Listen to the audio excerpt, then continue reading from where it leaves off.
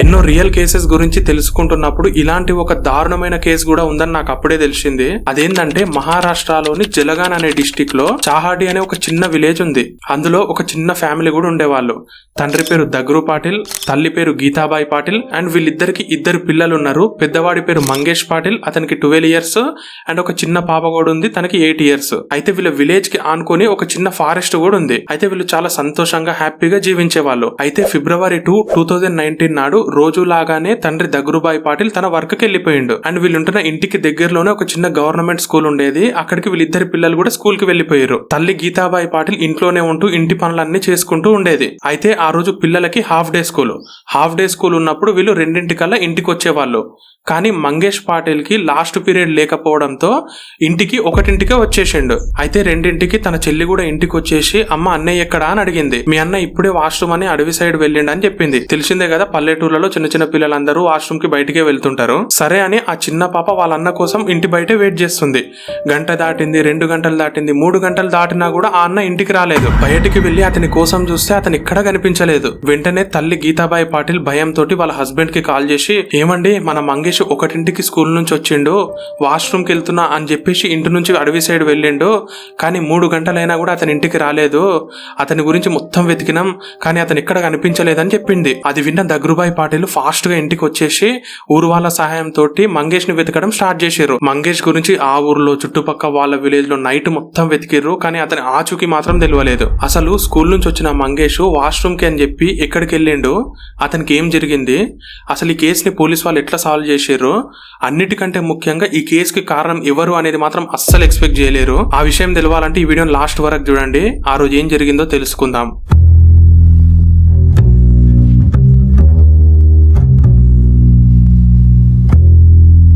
Mangesh miss అయిన రోజు ఎంత వెతికినా కూడా అతని గురించి తెలియకపోయేసరికి నెక్స్ట్ డే దగ్గరలో ఉన్న పోలీస్ స్టేషన్ కి వెళ్లి కంప్లైంట్ ఇచ్చారు. అక్కడి నుంచి ఇన్వెస్టిగేషన్ స్టార్ట్ అయింది.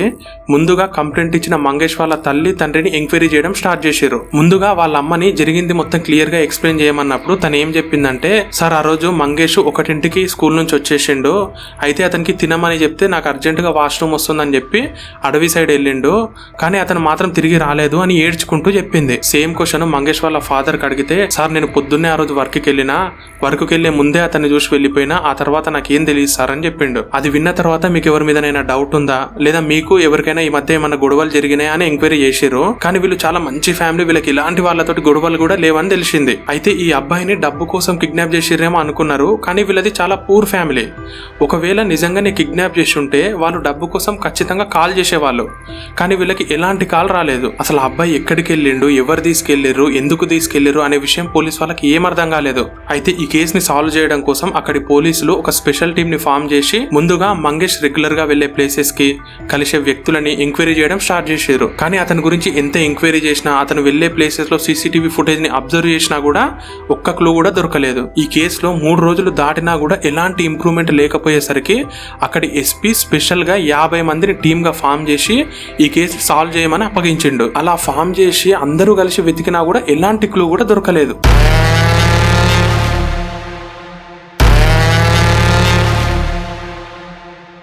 అయితే February 5, 2019 నాడు ఆ విలేజ్ లో ఉన్న 2 వ్యక్తులు పక్కనే ఉన్న అడవిలోకి కట్టెలు కొట్టడానికి వెళ్లిర్రు. అలా వెళ్ళినప్పుడే ఒక పెద్ద చెట్టు కింద ఒక చిన్న పిల్లాడి కుడి కాలు కనిపించింది.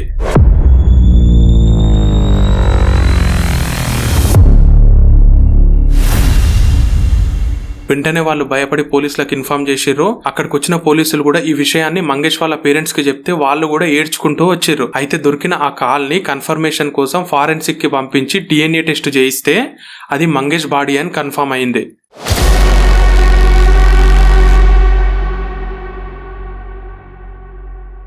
అయితే ఆ లెగ్ దొరికిన తర్వాత మిగతా బాడీ పార్ట్స్ కూడా అక్కడే ఉంటాయేమో అని వెతకడం కోసం స్నిఫింగ్ డాగ్స్ ని కూడా పిలిపించారు. అయితే ఆ స్నిఫింగ్ డాగ్స్ కూడా మొత్తం వెతికి చివరికి మంగేష్ వాళ్ళ ఇంటి ముందే వెళ్లి ఆగింది. అయితే ఆ అబ్బాయి ఇల్లు ఇక్కడే కాబట్టి ఆ డాగ్ వచ్చిందేమో అనుకుని దాన్ని పెద్దగా ఫోకస్ చేయలేదు. అయితే అక్కడ జరిగింది మొత్తం చూసి పోలీస్ వాళ్ళు ఏమనుకున్నారంటే, ఇతను వాష్రూమ్ కి వచ్చినప్పుడు ఏదో వైల్డ్ యానిమల్ అటాక్ చేసినట్టుంది, అటాక్ చేసిన తర్వాతనే మొత్తం తినేసినట్టుంది, అట్లా తినేసిన తర్వాత మనకి కాల్ దొరికిందేమో అనుకుని ఆ కేసు సాల్వ్ అవుతుంది అని అనుకున్నారు. కానీ కొంతసేపటికి ఫారెన్సిక్ రిపోర్ట్స్ వచ్చినాయి. అబ్బాయి ఆ రిపోర్ట్స్ చూసిన తర్వాత ప్రతి ఒక్కరు షాక్ అయిపోయారు. ఎందుకంటే దాంట్లో ఏముందంటే ఇతన్ని ఏ ఎనిమల్ అటాక్ చేయలేదు, ఇతని కాల్ని ఎవరు షార్ప్ వెపన్ తోటి కోసేసిర్రు, అది కూడా ఇతను చనిపోయిన తర్వాతనే కోసేసిరని ఉంది.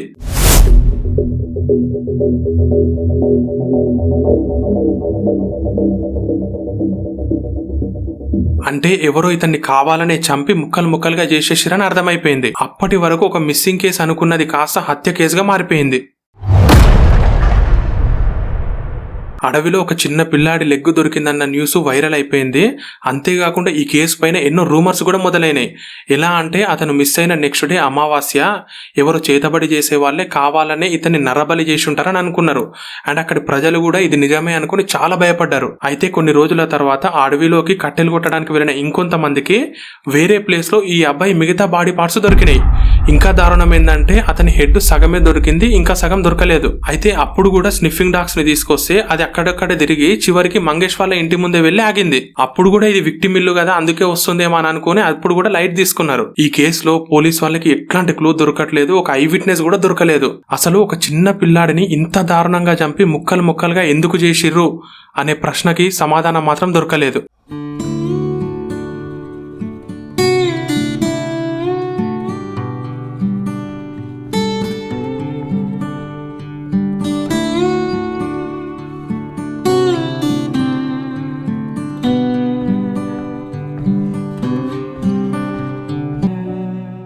యాభై మంది పోలీసులు కలిసి ఒక్క కేసుని కూడా సాల్వ్ చేయలేకపోతున్నారా అని చాలా మంది కామెంట్ చేయడం కూడా స్టార్ట్ చేశారు. అయితే ఫైనల్ గా పోలీస్ వాళ్ళందరూ ఒక దగ్గర కూర్చొని డిస్కస్ చేయడం స్టార్ట్ చేశారు. అప్పుడే వాళ్ళు ఏమనుకున్నారంటే మనం ఇంత ట్రై చేస్తున్నా కూడా ఒక్క ఇన్ఫర్మేషన్ కూడా గ్యాదర్ చేయలేకపోతున్నామంటే మనం ఖచ్చితంగా ఏదో పాయింట్ ని మిస్ చేస్తున్నామని అనుకున్నారు.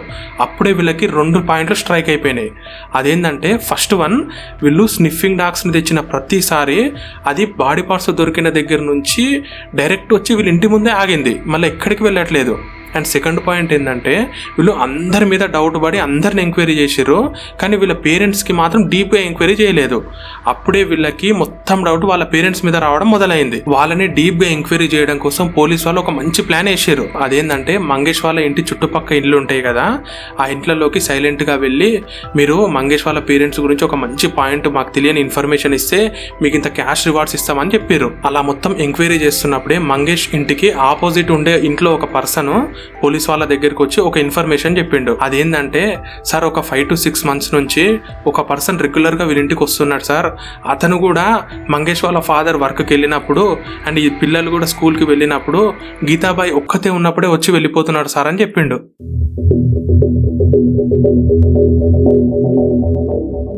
అంతే, ఆ పాయింట్ ఈ కేసు రూట్నే మార్చేసింది. అలా రెగ్యులర్గా వచ్చే పర్సన్ ఎవరు అని ఇన్వెస్టిగేషన్ చేస్తే అతని పేరు సదాం పాటిల్. అతను మంగేష్ వాళ్ళ ఫాదర్కి దూరపు బంధువు అని తెలిసింది. వెంటనే అతన్ని తీసుకొచ్చి ఒక దగ్గర కూర్చోబెట్టి మాకు మొత్తం తెలిసిపోయింది, మీరు ఏం చేసిరో తెలిసిపోయింది, మీ మధ్య ఉన్న అఫైర్ కూడా బయటపడ్డది, ఇట్లా చేస్తారా మీరని కొంచెం గట్టిగా అడిగిర్రు. అది విని అతను నిజంగానే భయపడి నిజంగానే మొత్తం తెలిసిపోయిందేమో అనుకుని సార్ మా మధ్య ఉన్న అఫైర్ అయితే నిజమే, కానీ ఆ హత్యకి నాకు ఎలాంటి సంబంధం లేదు సార్, వాళ్ళే చంపేసిన తర్వాత నన్ను పిలిచిర్రు, అంతే సార్ నేనేం చేయలేదని కొంచెం ఏడ్చుకుంటూ చెప్పేసి. అది విన్న తర్వాత పోలీసు వాళ్ళు అందరు షాక్ అయిపోయారు. ఆ తర్వాత వీళ్ళ స్టైల్లో ఎంక్వైరీ చేస్తే అప్పుడు జరిగిన విషయం మొత్తం చెప్పేసిండు.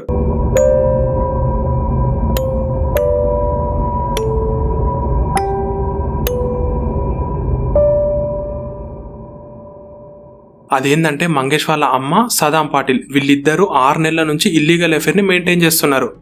అందుకోసం సదాం పాటిల్ వీళ్ళింట్లో ఎవరి లేని టైం చూసి గీతాబాయి దగ్గరికి వస్తూ వెళ్తూ ఉండేవాడు. అయితే ఇతని ఇల్లీగల్ అఫైర్ మొత్తం ఒకరోజు రాజేంద్రతో కలిసి కూర్చొని తాగుతున్నప్పుడు రాజేంద్రకి మొత్తం చెప్పిండు. అప్పుడు రాజేంద్ర ఏమన్నాడంటే అరే ఎప్పుడు నువ్వే ఎంజాయ్ చేస్తావా, నాకు కూడా ఒకసారి ఛాన్స్ ఇవ్వచ్చు కదా అన్నాడు. అప్పుడు ఈ సదాం పాటిల్ ఈ విషయాన్ని పోయి గీతాబాయికి చెప్పిండు. ఆ గీతాబాయి కూడా ఎంత వరస్ట్ క్యారెక్టర్ అంటే అవునా అయితే ఓకే అని చెప్పేసింది. అట్లా 4 months నుంచి ఈ అఫైర్ ని కంటిన్యూ చేస్తూ ఆల్టర్నేట్ గా ఒక్కొక్కరు వెళ్ళేవాళ్ళు. ఇట్లా 4 months నుంచి బాగానే ఎంజాయ్ చేస్తూ చాలా క్లోజ్ అయిపోయారు. అలా February 2 నాడు యాజ్ యూజువల్ గా గీతాబాయి వాళ్ళ హస్బెండ్ వర్క్ కి, పిల్లలు స్కూల్ కి వెళ్లిన తర్వాత రాజేంద్రకి కాల్ చేసి ఇంటికి పిలిపించుకుంది. అలా కొంత టైం తర్వాత అరౌండ్ 12 కి రాజేంద్ర ఇంటికి వచ్చి గీతాబాయిని చూడగానే ఇంకా చుట్టుపక్కల ఏం పట్టించుకోకుండా డోర్ కూడా సరిగా వేయకుండా తనతో ఎంజాయ్ చేయడం స్టార్ట్ చేసిండు. అయితే స్కూల్ నుంచి ముందే వచ్చేసిన మంగేష్ వీళ్ళని చూసేసిండు. మంగేష్ ని చూడగానే వీళ్ళు పని ఆపేసినారు.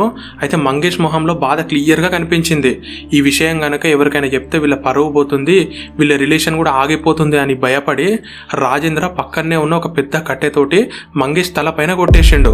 అక్కడికక్కడే మంగేష్ కింద పడిపోయిండు.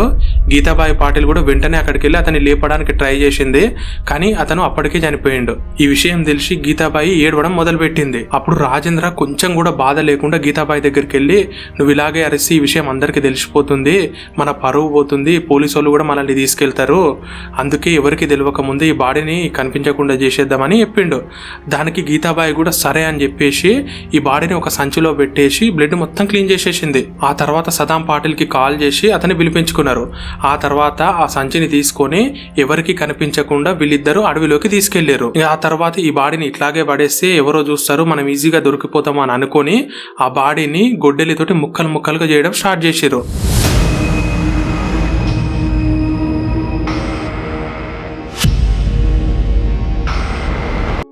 ఒక్కొక్క పాటని దూరంగా పడేద్దాం, యానిమల్ ఏదో ఒకటి తినేస్తుంది, అట్లా ఒక పాట తర్వాత ఒకటి అట్లే మొత్తం మాయం చేసేద్దామని అనుకున్నారు. అట్లా అనుకుని అబ్బాయి రైట్ లెగ్ ని తీసి ఒక దగ్గర పడేసి మిగతాది మొత్తం ఒక దగ్గర పాతి పెట్టేసారు. అలా వాళ్ళు విసిరేసిన ఆ లెగ్ యానిమల్ కంటే ముందే కట్టెలు కట్టే ఒక పర్సన్ చూసిండు. ఆ తర్వాత అతను కంప్లైంట్ ఇచ్చినప్పటి నుంచి ఈ కేసు కంప్లీట్ గా స్టార్ట్ అయింది. సో వీళ్ళు చెప్పింది ఇదంతా కన్ఫర్మ్ అవ్వగానే వాళ్ళ ముగ్గురిని జైల్లో వేసేసారు.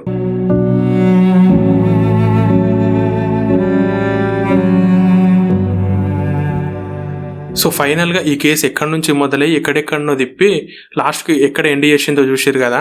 ఒక క్యారెక్టర్ లెస్ అమ్మాయి వల్ల ఏమి తెలియని చిన్న పిల్లాడు బలైపోయిండు. తనని రక్షించాల్సిన తల్లే ఇద్దరు ముగ్గురికి అలవాటయ్యి ఇంత పని చేసింది. తల్లే ఇట్లా చేస్తే ఇంకా పిల్లలకు సెక్యూరిటీ ఎక్కడ ఉంటది. సో ఫైనల్లీ ఇది మంగేష్ పాటిల్ కేసు.